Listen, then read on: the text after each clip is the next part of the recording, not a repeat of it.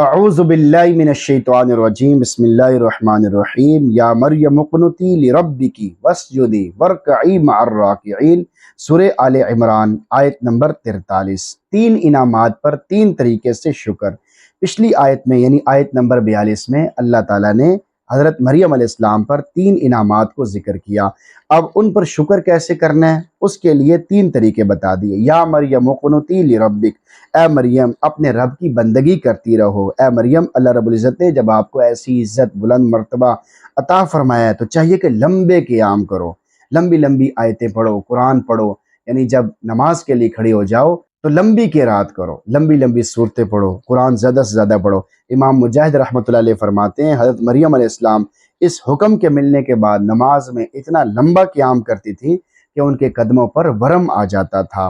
وسجدی اور سجدہ کیا کرو، یعنی ہمیشہ ایسے لوگوں کے ساتھ رہنا اور ان میں آپ کا شمار ہونا چاہیے جو اللہ رب العزت کے آگے جھکنے والے ہیں، ان لوگوں کے ساتھ نہ رہنا جو ان کے علاوہ ہیں اور غافل ہیں۔ سجدے کا ذکر پہلے کرنے کی وجہ، سجدہ رکوع میں سے سجدے کا ذکر پہلے فرمانے کی وجہ یہ ہے کہ سجدہ عاجزی انکساری خشوع خضوع کا انتہائی مقام بھی ہے اور نماز میں اعلیٰ درجات کا حامل بھی ہے، نماز کے تمام ارکان پر فضیلت بھی رکھتا ہے، اس لیے اس کا ذکر رکوع سے پہلے کیا گیا ہے۔ وَارْكَعِي مَعَ الرَّاكِعِينَ، اور رکوع کرنے والوں کے ساتھ رکوع کیا کرو، یعنی تمہارا رکوع کامل مکمل رکوع کرنے والوں جیسا ہونا چاہیے۔ کامل رکوع کی تعلیم دے دی۔ وَارْكَعِي مَعَ الرَّاكِعِينَ، یہاں ورکعی کے ساتھ مع الراکعین کی قید ذکر کی گئی، لیکن وسجدی کے ساتھ مع الساجدین کی قید ذکر نہیں کی گئی۔ اس سے بظاہر اشارہ اس بات کی طرف کر دیا گیا کہ رکوع کرنے میں لوگ عموماً اہتمام نہیں کرتے بلکہ معمولی سا جھک کر اٹھ جاتے ہیں۔ اس قسم کا رکوع قیام کے زیادہ قریب ہوتا ہے، اس لیے بظاہر ایسا معلوم ہوتا ہے کہ اللہ تعالیٰ نے راکعین کی قید ذکر کر کے لوگوں کے لیے ایک نمونہ بتلا دیا کہ تمہارا رکوع کامل رکوع کرنے والوں جیسا ہونا چاہیے، پورے آداب اور مستحبات کی رعایت کے ساتھ ہونا چاہیے۔ آیت کا میسج آپ کے نام۔ نمبر 1، اللہ کا قرب کسے نصیب ہوتا ہے؟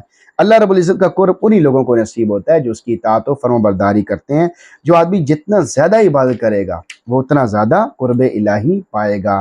نمبر 2، مومن اور مومنہ کی شان۔ مومن مرد اور مومنہ عورت کی شان یہ ہے کہ وہ اللہ رب العزت کی ہر نعمت کا شکر ادا کریں، دل سے شکر ادا کریں، زبان سے شکر ادا کریں، عمل سے شکر ادا کریں۔ نمبر 3، مریم صفت بننے کا اشارہ۔ اس آیت میں اللہ رب العزت نے تمام عورتوں کو بھی مریم صفت بننے کا اشارہ کیا ہے کہ وہ ہمیشہ اللہ کی فرمانبردار بندی بن کر رہیں اور سجدے اور رکوع کثرت سے کریں، نماز پڑھنے کا خصوصی اہتمام کریں، نوافل پڑھنے کا اہتمام کریں، کھانے بنانے سے فارغ ہو کر پھر نماز میں لگیں، قرآن پڑھنے میں لگیں، اپنے آپ کو دینی کاموں میں لگائیں۔ گھر کا ماحول ایسے بنائیں، گھر کا ماحول عورتوں پر ہوتا ہے، عورت جس طرح کی ہوگی گھر کا ماحول اسی طرح ہوگا، کیونکہ مرد تو باہر جاتے ہیں، گھر میں ہوتے ہی نہیں ہیں۔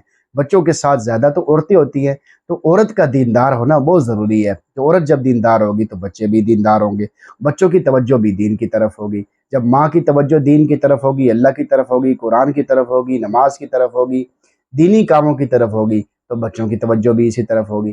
تو عورتیں اس بات کی کوشش کریں کہ زیادہ کھانے بنانے میں نہ لگیں، ہر وقت اسی کام میں نہ لگے رہیں، بلکہ اپنے آپ کو قرآن پڑھنے کا بھی عادی بنائیں۔ روزانہ کم از کم 1 پارے کی تلاوت کریں، زیادہ سے زیادہ ذکر کریں، دعا مانگیں، اپنے اللہ کے ساتھ آوازاری کریں، عاجزی انکساری کریں، اللہ کے ساتھ تعلق بنا کر دیکھیں کہ اللہ آپ کو پھر کیسا سکون عطا فرماتا ہے۔ آپ حیران رہ جائیں گی، آپ کی زندگی میں بدلاؤ آ جائے گا، آپ کی ٹینشن ڈپریشن سب ختم ہو جائے گا اور اللہ تعالیٰ آپ کو سکون کی دولت سے مالا مال فرما دیں گے اور آپ کے گھروں میں خوشیاں داخل فرما دیں گے، بے برکتیاں ختم فرما دیں گے، شیطان جنات کو وہاں سے دور فرما دیں گے۔